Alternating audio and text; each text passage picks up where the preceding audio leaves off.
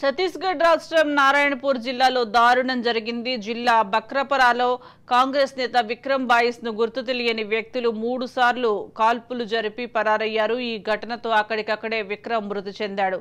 Vikram block Congress vice president గాను, owner transport association secretary పదవిలో కూడా ఉన్నారు. ఘటనా స్థలానికి చేరుకున్న పోలీసులు దర్యాప్తు చేపట్టారు.